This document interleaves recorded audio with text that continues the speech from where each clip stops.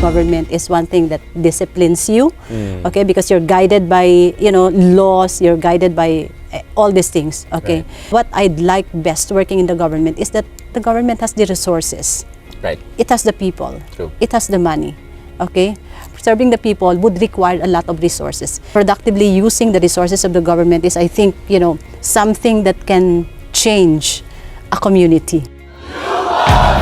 We are on a mission to help you achieve your fullest potential and make you realize that you're one bold decision away from changing everything. This is Bold Moments. In this episode, we will be having Miss Nelly Dillera, the current Deputy Executive Director in the Philippine Trade Training Center MSME Academy. She has 30 years of public service experience working for the government. She worked for Department of Trade and Industry, Department of Tourism, and now in PTTC. A mother of 3 and a wife and a leader at work, her devotion to great work is a beautiful epitome of a life well lived in service. We're so excited for our next guest, no other than Miss Nelly Dillera. Woo!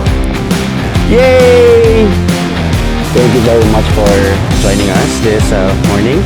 My pleasure and my privilege. Thank you very much. It's an honor to have you here and to grace our first season for Bold Moments.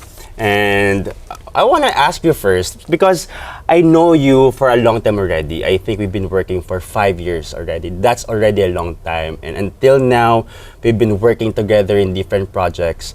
And I have to tell you that I see you as more than just a boss, right? And I am your supplier when it comes to different projects.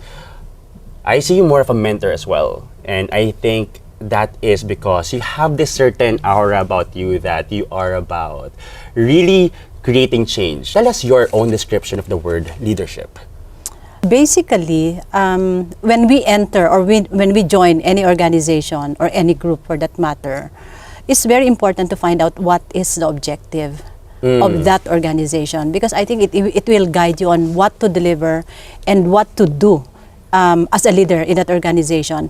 But I'd like also to go beyond just the objective of the work, objective of the organization, because I would like also to include or incorporate, something that is beyond what you can deliver in terms of statistics or in terms of facts, but also how will you make the people working together for that organization, and how will you make the life of the people expecting the services from that organization be changed. What is a boss and what is a leader for you? Maybe that's a better question. Yes, okay. A boss may be defined as somebody who just, wait for results from the people around him. Maybe just gives command, gives the direction, not necessarily directions, but expects that each and every member in that organization deliver to what the organization wants to realize. But leadership is actually going beyond being a boss, because you are touching the lives of the people around you. You are trying to empower them. It's not only expecting what they can deliver, but also understanding how they can deliver that and how to put heart in what they're doing. So it's more of, getting in contact with these people you're working with, and also getting in contact. I think it's also very important that we know who our, who our participants may be, or who are expecting the services, who are expecting from our services. Right. And by knowing them, I think we can be more relevant and we can be more responsive. So it's not just a matter of understanding what to deliver and how to deliver it, but also finding out if it's really useful, if it's relevant to the very people that your programs are for. I have to commend you on that, because you are, so far with our working relationships, is that you are truly a leader. And people really until now sees you as this person that they can talk to. They also see you as someone they derive a certain hope.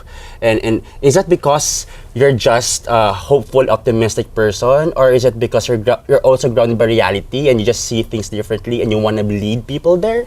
Yes, I think it's also very important that because there are a lot of, we don't want to create false hopes.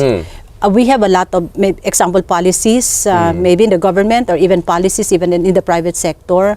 But yeah, it becomes false hope if that policy, if that guideline is not translated to something that's operational. Because at the end of the day, people would be looking at what did that policy or what did that guideline do good to me as a person or do good to me as a community, something like that. Do you feel bad if you don't get the credit?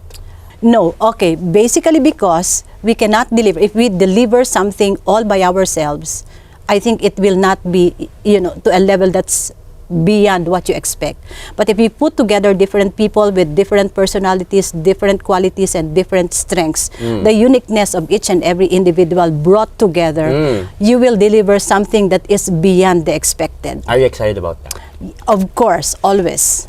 I see you when you come to work. I'm always with you, but I know your work ethic. You come to work very early and you are the last one to leave. Yes. And you're always on the go, you're always mobile, and I was scared for you for some time, right? I always tell you, RD, are you eating properly? Or are you still taking care of your health? I know sometimes you get sick. And we, as as part of your organization, even an external one as a consultant, we are scared for you. We are very concerned. I want to know, is it being a leader also can take a toll on your health sometimes, and do you somehow balance it, being a leader and taking care of your personal health?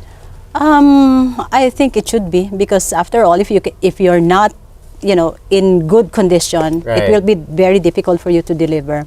And that's one thing that I do not want to happen.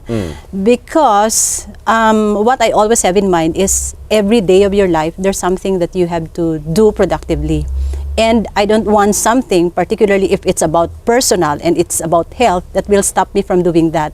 Okay. So taking care of yourself is also So it's not an important. option for you to take care of yourself. It's part and It's- center on how yes. you operate your life. Yes, it's part. Okay. I have another angle I would like to go to, is that you are such a leader, and you are a woman. And I don't want to make a fuss about this, because who cares if you're a woman, right? If you deliver, if you're true. Did you have a hard time before, until now, that people sees you as, wait, this is a woman, will we really be handled by her? Was there a time that your gender or your sex became an issue for you to handle people? No.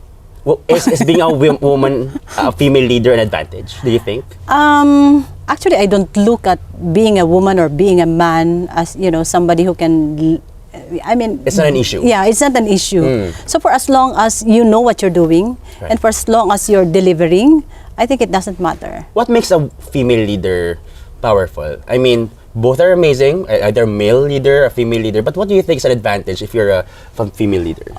Maybe sometimes men look at women as somebody who's fragile, somebody who is, a little bit weak. And I think we can take advantage of that, okay, by them considering us as weak or as fragile or something, and then they start taking care of you, or they start, looking at what your needs are. That's actually something that you can use As to your advantage. Yes. Right. Yes. And then sometimes you can also use your ability to charm people because you're a woman, right? Is it true? Maybe, but that's something that does not That's get into my secondary. mind. Oh, yes. You are also a mother. And you are also a wife. You have how many kids, by the way? 3 boys. 3 boys. And what's the age of the eldest? Okay, eldest is 30, I think. 30.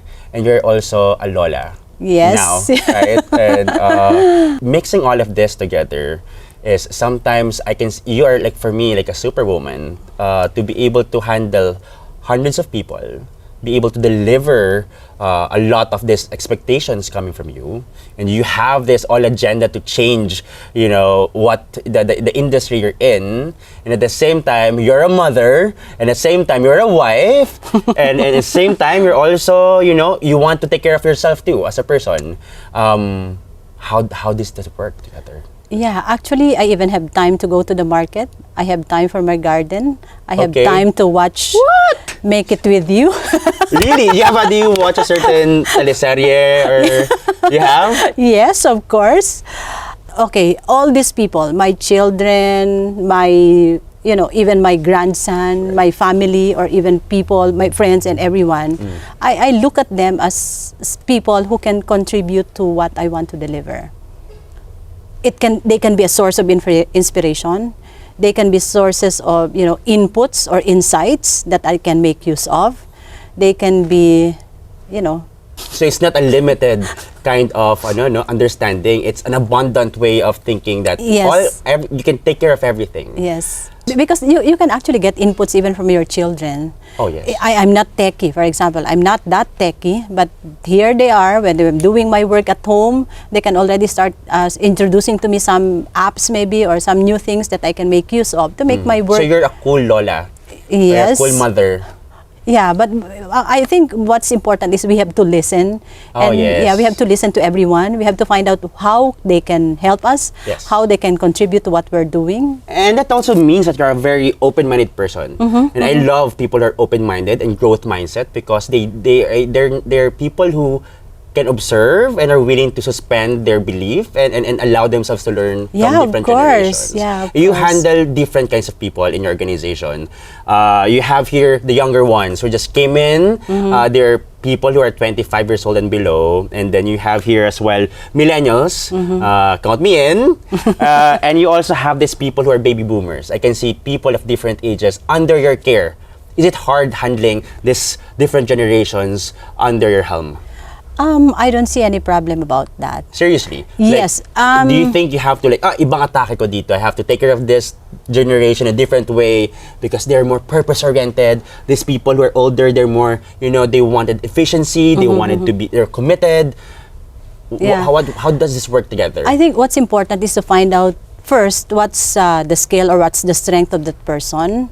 Personality is also very important. We need to find out what the attitude is, how they look at things, how they work, and all that. So you mean being a leader is understanding how you can influence different types of people? Yes, yes. So iba-ibang tao, iba't ibang atake? Yes, correct. Yes, correct. Yeah. Did you learn this through the years, or were you just got that?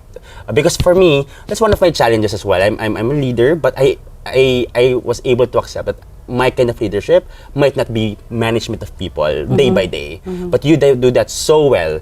Is it natural for you, or is it something you learned through time? I think it's something that I've learned through time. Because you cannot actually make use of just one leadership style for all people. Oh, yeah. It's important That's to find good. out, find out, again, going back to what the personality of that person is. But I think, even with different types of personality, finding out what is that person best in. Right. How will you be able to bring out that best in that person? I think it always inspires people that there's somebody who believes in them, that there's somebody who wanted, something, and looking at them as somebody who can contribute to something that is very big. And the personality, I think, is something that's already secondary. I like that. What's your concept of leadership that is the way you approach leadership? If you can put into words and something that you feel that is how your style of leadership, your approach of leadership is best described. Yes, servant leadership. Servant leadership. Servant leadership. Tell us something about It's something about, of course, first, serving the people. Service. And yes, service to the people. And it's actually going beyond. The purpose is going beyond yourself. Do you feel like, I'm serving too much and it's taking too much of my time and taking too much of my resources? Is that a factor as well? Or do you think about that? Or service is about selflessness? Yeah, selflessness. Because I think what makes us happy is what makes us happy. And I'm happy to be of service, and I'm happy to deliver. Until when will you be a leader? Until I can do that physically. I like that. Until you are able, until you have that opportunity to do so. Yeah, opportunity to do so. Okay, maybe not necessarily physically, but because even if you're no longer physically, Right. able to go from one place to another or talk to people and all things, you can still provide inputs. You're in government, right? How many years have you been in the government, RD Nelly? 30? 30 years. 30 plus. Oh my yes. God. I was a baby. Just came out of the womb. And you've been in service for the longest time, and thank you for your service, by the way. This takes so much commitment. Yeah, I hope I was able to touch the lives of the people that I've worked with and the people that we served in the areas where I've been No to. question, no question. Right now, I think they're watching. I just want to say hi to all of the people that Nelly got to work with through the years. And being government, I'll be honest with you, that's why I'm in private, in the private sector, because I get to play, I get to do my own thing, no one limits me. And being in government, though it is an honorable task, being in service of the country, could be limiting. Sobrang daming procedures. There's a lot of rules, and it takes so much time. And I see that you are a very proactive person, like you want to get things done fast. Do you think being in government, if I am a young leader and I want to contribute to my country, like I have that kind of parang perspective for life, and should I go to the route of being in government office? Do you think this is limiting?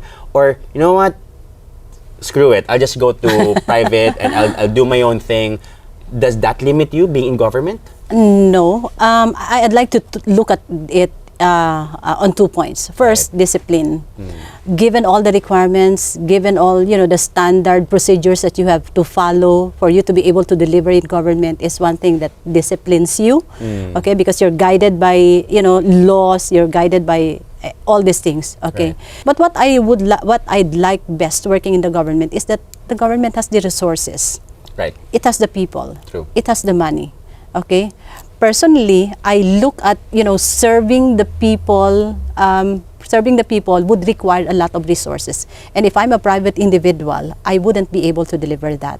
But being in the government, maximizing the use and productively using the resources of the government is, I think, something that can change a community. Resources, when we talk about resources, we're actually talking about the people around us who can help us deliver. Resources in terms of money, because the government has the budget. It's not at risk when the government invests because it's people's money. It's the it's the money of the people. It's people's taxes that we Right. can make use of to deliver. There's so many people in the government right now, many government leaders, and you're one of them. You have thousands. Yes. And a lot of people are really doing their job, and I commend people who are truly making a dent in their own respective organization. And there's a lot of people as well who might not be doing this, and they're not really leading in a very powerful way, and maybe because they just lack inspiration. I was thinking maybe they were just boxed for a while, and maybe they felt limited. I wonder, coming from your own perspective, because you're such an innovator, Nelly, so through the years, you've always provided this kind of work that is refreshing, and it is somehow liberating, because, wow, it is possible pala for us to change the status quo. Hey, it's possible pala for us to not stay doing what we usually do. It's okay to play, and it's okay to push, to push the boundaries. What can you say to all of these government leaders who might need a little inspiration so that they can make their own dent the way you are doing your own dent in PTTC and in DOT and a lot of other agencies? Yeah, I think finding purpose in life. Purpose. The purpose in Nice. life, and actually, the very moment that you committed to work Right. for the people, it's not for the government but for the people, is something that we should embody. Okay, the accountability to the commitment is something that we should live. And accountability to the commitment is not something that you do by just ordering people, but it's also by setting example. Setting an example. Yes, setting Being an example. Being a good example to other people. Yes. Do you think it's possible that we're going to have more government leaders in the future who will also have the same energy and same thirst for change? Yeah, we have a lot of them in the government. Some of them just have to be, recognized. Even non-leaders can Right. actually find themselves becoming leaders in the future if we just believe and we just understand and we just believe on what they can deliver. I just remember a situation, for example, in one office, I encountered a person who is so negative, Right. and who's always finding fault in what we do. Yeah. Okay, one strategy that I thought of is really talking to him and finding out what his strengths are, and instead of love that. instead of that, that fault finding attitude be used to fight against, for example, the government or the organization. Right. Why can't you make use of that strength and That that energy. knowledge and that energy to build this organization better? Right. Why after all, you're getting all your, it's this organization that feeds you. Yes. It's this organization that supports and believes you. So bring it out. Okay. Be a part of making this organization. True. bigger. So basically using this feedback, also maybe your disappointment about what's happening and turning that into positive energy. Yes. That you can be proactive and maybe use what you've seen and turn it around. Yes. That you can finally build a solution out of Yes, that. yes. I like that very much. Yeah. And then they become, they feel that they are part of the solution. Right. And they feel that they are recognized, and Yeah. they feel that they are part of the organization. And things like this are what I believe as stepping stone. Right. They are taking the first step to making positive, Right. something positive about themselves, and doing something positive about the organization. I think it's the start of. I think a lot of people can relate. A lot of people who are in the government, maybe in any organization, and they're always this person who's the negative one, right? They have this certain look, they have this certain energy around them, and because they're always looking for the fault. Yes. But then, this is a good tip that you gave to us, Nelly, that they just have to turn it around. Maybe they just have to reassess. Yes. Like, maybe someone who can nudge them, or they can nudge themselves after watching this show, that, hey, that's okay. That's actually a gift that you are seeing the faults. And maybe you can use this into something positive. Yes. And that is what you can say, being a leader. Because sometimes, RD, when you are a leader, it's always being in discomfort. There's so much risks being a leader. Sometimes that's why people just choose to follow, because sometimes they don't have the appetite for risk. Because risk really is disarming, and it might cost you sleepless nights and your health at times, because you have to address it, you have to take care of it, and you have all of these people you have to take care for. Is it worth it to be taking all of this risk? Okay. First, choose your battles. Wow, that's a good answer. Choose your battles. We know, for a government official or for any person for that matter, we encounter challenges, we encounter problems, we encounter, people talking against us. But then again, if your purpose and your objective is clear, choose your battles.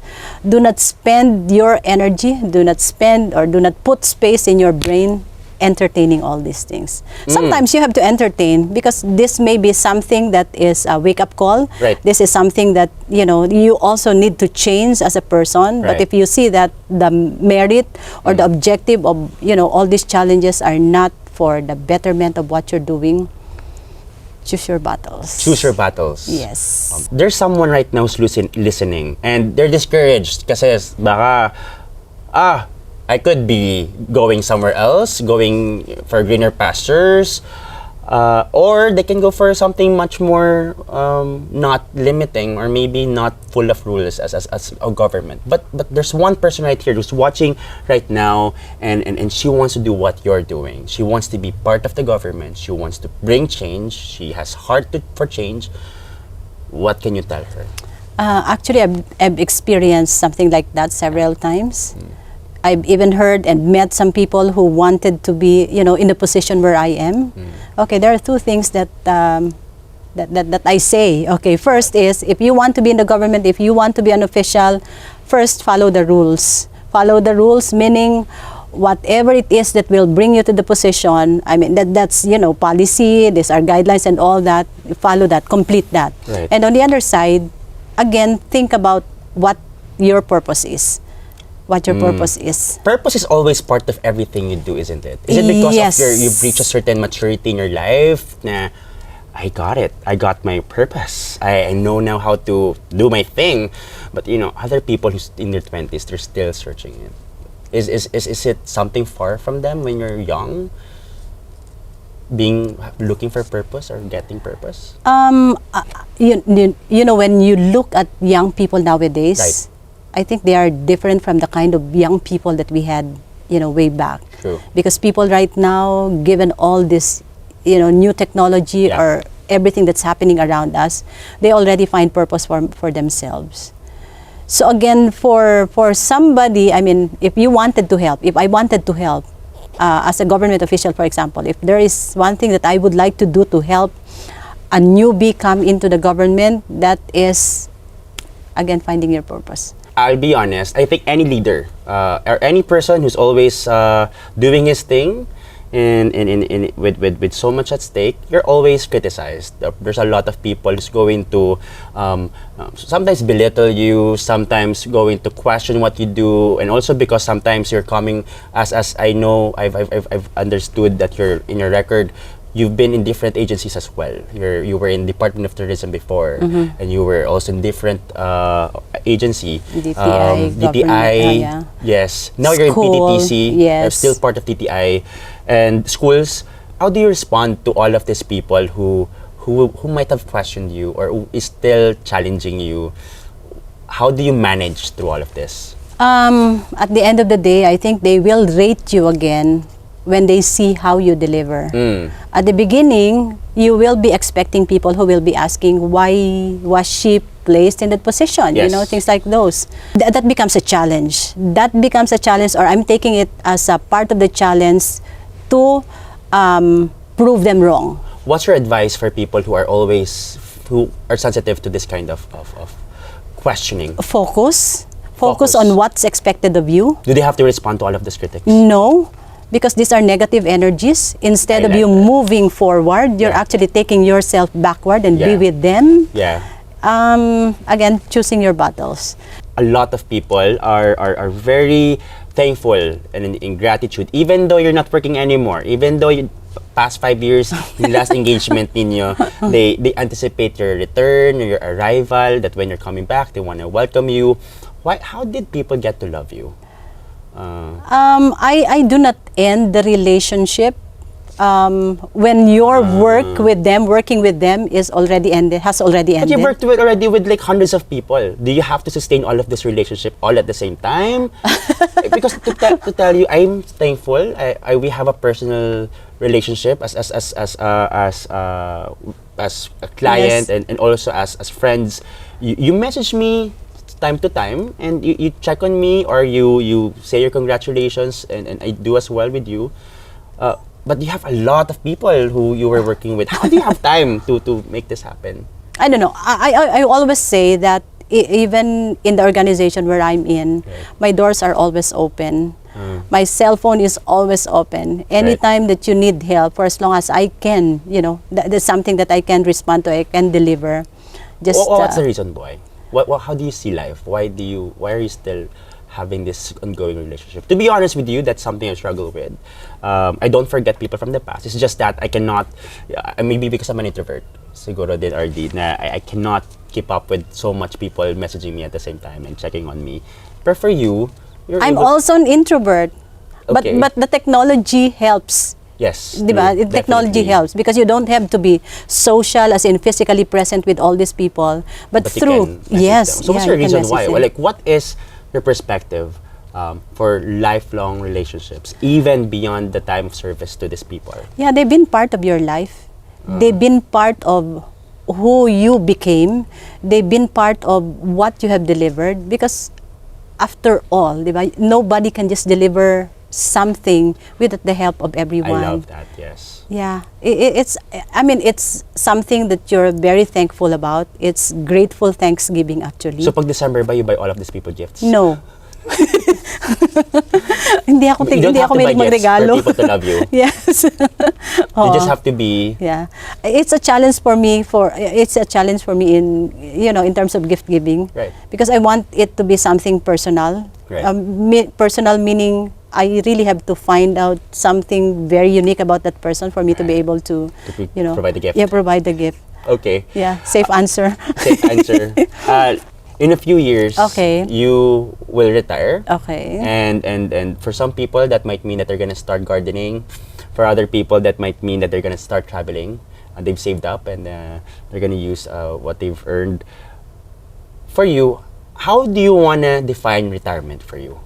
Retirement is not actually separating yourself from work. Okay. Okay, maybe separating yourself from the very last organization that you were in, Right. and it's time for you to be, booted out because you're already at the age of retirement. Right. But it doesn't mean that you're retiring from work, because I think work is, a lifelong, lifelong commitment, and it's a lifelong, commitment, something that you have to What is deliver. one thing that now, in this years of experience that you have, and a lot of things that happened to you, and a lot of things that you've learned, what is one thing that you want to tell all of the people amidst any generation right now who's watching us right now?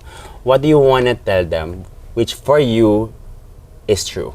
If there's one line you want to leave and want to tell them, all of these people, what is it?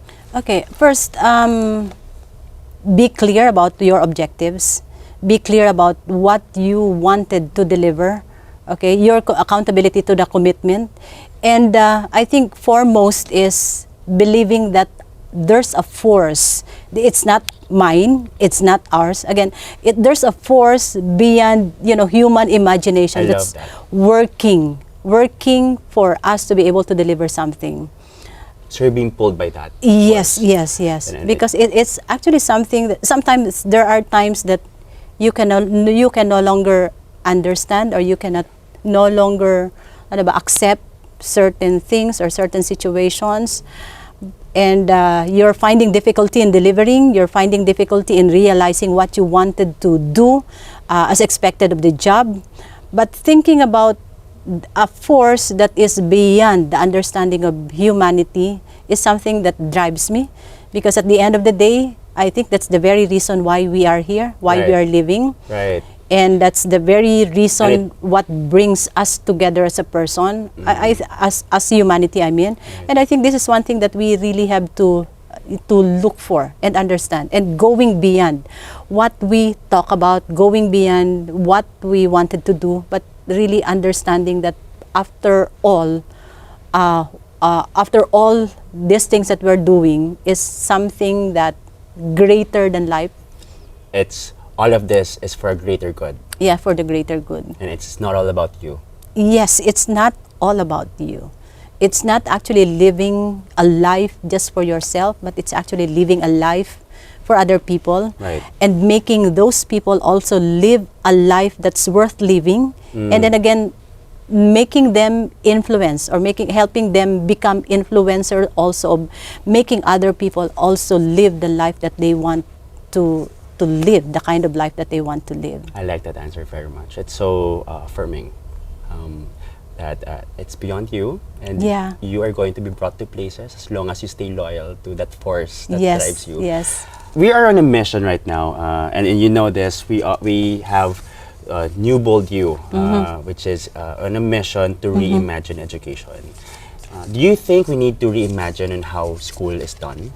Okay, looking back, when I was still a student, there were actually a lot of subjects that are not useful. Maybe at times we see them as, useful, but not all the time. All the subjects that you have taken in college are very useful. So I think it's if you're doing that, you're actually spending certain times of your life to something that's Very not important time, by the contributing. way. Yes, that's not contributing to how you wanted yourself to be, to how or to what you wanted to achieve. So if you're already clear, or if there's somebody who's already guiding you to find out who you are or what you wanted to be, I think at some point in your life you would be able to realize that. And chasing those dreams, Right. by equipping you with the right knowledge, maybe right skills and competencies. And in addition to that, because I wouldn't want always to focus just on the competencies, the skills, and the knowledge, but something that makes all these things even worth living for? Right, right. Yeah, something like that. And I have to commend you guys because to reiterate, Miss Nelly is actually working for PTTC. You're now working as the Deputy Executive Director in the Philippine Trade and Training Center here in Pasay. And you guys are doing trainings. These Yes. are on-demand trainings. Can you give us a brief overview of what you guys are doing? Because this is also a way for you to reimagine education. You're doing training. You're equipping these people with relevant skills. Yes. Tell us something more about that. The Philippine Trade Training Center is actually the training arm of the Department of Trade and Industry. Okay. Our clients, our entrepreneurs, our businessmen, particularly we focus on micro, small, and medium entrepreneurs. But we go beyond, meaning we're also addressing the needs and the concerns of the large companies. Right. So our programs are actually directed towards specific sectors, so lifestyle, food, and also services. Right. So we prepare them how to start their business until how to go exports. Awesome. You have also hundreds, I think, of trainings in a year. Yes, we have almost 700 training programs in one that's year. a lot. Yes. And they have to take advantage of that because, of course, if they want to get to a higher level, they need to be equipped of new skills and new ideas. And you guys, I know, are assuring that all of this are relevant to the times. Yes, it's actually Something that they can use again yeah. practically. Yes, it's Yes. actually type of an adult education. Yes. Meaning our resource persons are practitioners, experts. Yeah, experts, and it's actually the experience of these resource persons that are shared, of course, including the facts and other competencies that are shared to the participants for them to learn. Can you invite our viewers to attend PTTC and how can they get to know more about PTTC? Okay, the Philippine Trade Training Center is located in Pasay City. Yes. You can get in touch with us through email, learn@pttc.gov.ph. We're also on website, www.pttc.gov.ph. Okay. Training programs in PTTC are not that expensive because we are a government institution. Right. We wanted to be relevant and we want to be responsive. That's why we're now in the process, we're actually evolving. We're now in the process of also upskilling, updating our training programs. A lot of new trainings you guys Yes. are doing and adding, and it's really exciting. That's why I invite all of you guys. And if you want to level up, if you want to know more about new skills and adapt new skills, or if you have employees as well Yes. that you want to learn more about this kind of skills or emerging skills that are needed in today's business, you have to check out PTTC. Guys, sobrang dami kayong matutunan and for the coming months, they should prepare as well. Thank you very much, Miss Nelly Dillera, for Thank you, such Ralph. an amazing time. I learned so much and I can really, I've always wanted to be like you. And maybe not the same persona because you are you and I am me, but the course. same kind of passion because that inspires a lot of people. It inspired the younger me when I saw you 5 years ago. So keep on doing that, and we love you.